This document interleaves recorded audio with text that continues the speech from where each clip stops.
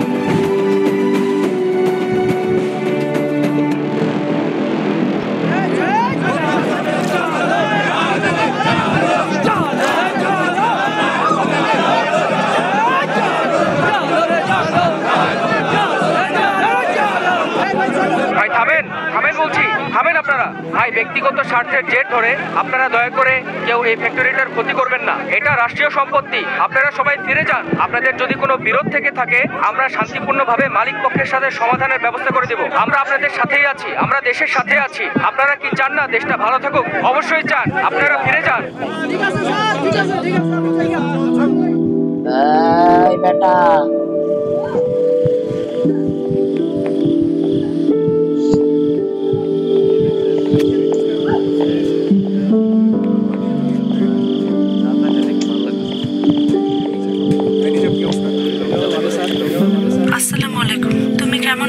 ওয়ালাইকুম আসসালাম, ভালো আছি।